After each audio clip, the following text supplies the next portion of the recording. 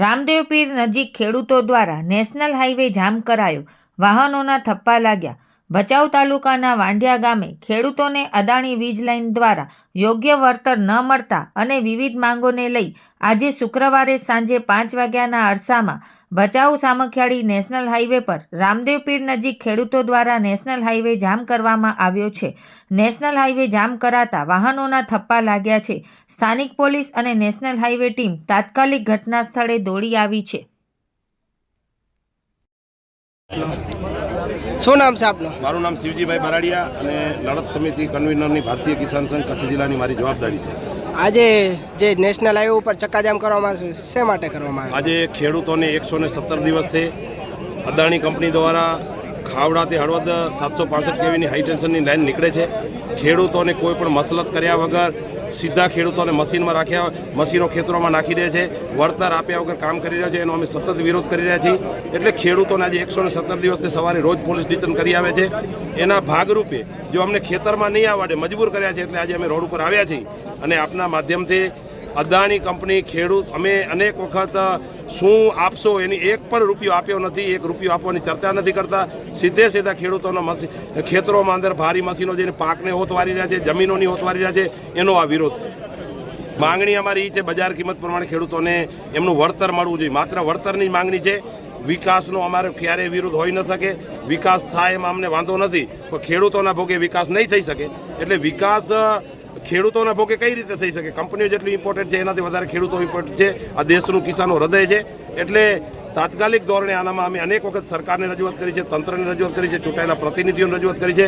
એટલે જ્યાં સુધી હવે નિરાકરણ નહીં આવે તો આ તો હજી માત્ર છે ને પિક્ચર છે, ટેલર આખું બાકી છે. સંપૂર્ણ 2,40,000 ખેડૂત ખાતેદારો કચ્છના આ એક કોઈ વાંઢિયાનો અત્યારે વાંઢિયા ઇસ્યુ ચાલે છે, લોડા ઇસ્યુ ચાલે છે, સંપૂર્ણ કચ્છ જિલ્લાનો ઇસ્યુ છે. એટલે તાત્કાલિક કોઈક નક્કર નિયમ બને, ખેડૂતોની જમીનો જે માલ લૂંટાઈ રહી છે એ લૂંટાઈ રહી છે ત્યારે એનું પૂરતું વળતર મળે એવી અમારી માંગણી છે. નામ છે આપનું? મારું નામ સંજય બાપટ છે અને આજ રોજ કિસાન સંઘ દ્વારા જ્યારે રામદેવ પીર મંદિરના પુલ પાસે ચક્કાજામ કર્યો છે અને આ ચક્કાજામનું મુખ્ય કારણ 100 દિવસથી વધારે સમય થઈ ગયો. વાંઢિયા, લલિયાણા, શિકારપુર તમામ ગામોની અંદર જે હાઈટેશનની લાઈનો આવી છે અને આ હાઈટેશનની લાઈનોના કારણે હાલ જે તકલીફો પડી છે, ખેડૂતો પર દમન થઈ રહ્યું છે. અદાણી દ્વારા જે દમન કરવામાં આવ્યું છે, બહેનોને જે ઢસડીને એમના ઘરોમાંથી બહાર કાઢ્યા છે અને જે રીતે દમન થયું છે, પોલીસ દરરોજ એમને ડિટેન કરી રહી છે. એના કારણે આજે કિસાન સંઘ અને ગુજરાતના કિસાનના પ્રદેશના નેતાઓ પણ આજે અહીંયા ઉપસ્થિત છે. ત્યારે અમે પણ સૌ આ કિસાનોના સમર્થનની અંદર આજે રામદેવ પીર મંદિર પાસે આવ્યા છીએ અને 100% જે કિસાનોના હકો છે એ હકો મેળવવા માટેની આ લડાઈમાં સંપૂર્ણ સાથ સહકાર આપીશું. જય જવાન, જય કિસાન. આજનો જે આ વિષય છે ખેડૂતો ખાવડાથી હળવદ જતી લાઈન એનામાં 765 કેવી અદાણીની જે હાઈ ટેન્શન લાઈન છે, આના માટે ખેડૂતોએ 110 દિવસ થયા જે પોતાની જમીન મહામૂલી જમીનમાંથી પાણીના ભાવે જે અદાણી કંપની જે કાઢી જાય છે એ ખેડૂતોને એના માટેનો વાંધો છે.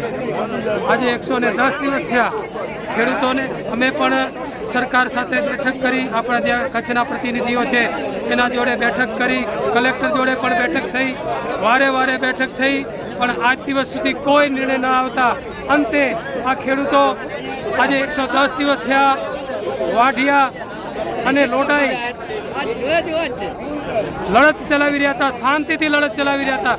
છતાં પણ અમારી બેન દીકરીઓને ઢસડીને જે એને ડિટેન કર્યું છે અને એના બેન દીકરીઓને કપડાં ફાડી નાખ્યા છે, ત્યાં સુધી આ તંત્ર પહોંચ્યું છે. ત્યારે માનો કે આ ખેડૂત જગતનો તાત હવે ક્યાર સુધી આવી બધી આ પરિસ્થિતિને સહન કરશું? મિત્રો, આને શાંતિથી નથી બેસવા દેવો.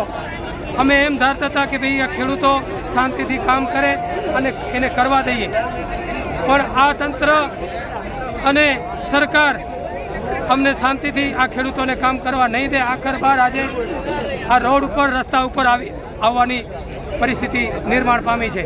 માંગણી એવી છે કે જે વીજ લાઈન જે છે એની પૂરતી વળતર નથી આપતા. મારું નામ લક્ષ્મણ બિજલ પિરાણા છે. શું હતું આજનો? આજે રોજ અદાણી વિરુદ્ધમાં જે ચક્કાજામ કરવામાં આવ્યો છે, આ 4 મહિનાથી આંદોલન ખેડૂતો કરી રહ્યા છે અદાણી વિરુદ્ધમાં. એમને પૂરતું વળતર નથી મળતું. હાઈ ટેન્શનની લાઈન અહીંયા નીકળી છે એના કારણે ખેડૂતો બહુ હેરાન પરેશાન છે, કારણ કે પૂરતું વળતર એ લોકોને મળતું નથી. અને આજે એને અનુસંધાને આજે ખેડૂતો દ્વારા એવું નક્કી કરવામાં આવ્યું કે આપણે હાઈવે પૂરેપૂરો જામ કરી નાખી, જેથી કરીને આ ભારતીય જનતા પાર્ટીની સરકારને આંખ ઉઘડે, અદાણીની આંખ ઉઘડે અને ખેડૂતોને ન્યાય મળે. તે અનુસાર આજે હાઈવે બંધ કરવામાં આવ્યો છે. જય ભારત. શું નામ છે ને શું? મારું નામ ડાયાભાઈ છે, હું એક ખેડૂત છું. આજે સમજી લો કે 4 મહિનાથી આ હાઈ ટેન્શન લાઇનનું આ જે હાલે છે આપણે આંદોલન, અદાણી દ્વારા આપણે યોગ્ય વળતર ના આપતા આજે 4 મહિનાથી ડિટેન કરી જાય, આ કરે તે કરે, ના છૂટકે આજે કિસાનોને આ હાથ સુધી આવવું પડ્યું છે. તો દિક્કત છે આ અદાણી કંપની ઉપર, દિક્કત છે. આપણે આ કિસાનોને મજબૂર કરે છે આ લોકો આવી રોડમાંથી ઉતરવા બદલ. તો એને વળતર આપી દે એટલી જ માંગ છે, એટલી માંગ કરે કિસાનોની અદાણી કંપની, એટલી જ અમારી અપેક્ષા છે. આના માટે આ કિસાનો જોઈ શકો છો તમે, આ કિસાનો કોઈ નવરા નથી, કારણ કે આજે 4 મહિનાથી આજે ધક્કા ખાય છે. ત્યાં કિસાનો ખેતરે જાય તો પોલીસ દ્વારા રિટર્ન કરી જાય, અને સવારે રિટર્ન કરી જાય, સાંજે મેલી જાય, પછી ન છૂટકે અમારે આ પગલું ભરવું પડે છે. તો આવું પગલું ના ભરે એના બદલે સરકારને કંઈક વિચારવું જોઈએ, આ યોગ્ય વળતર મળે એ જ અપેક્ષા. જય હિન્દ, જય ભારત, જય જવાન, જય કિસાન.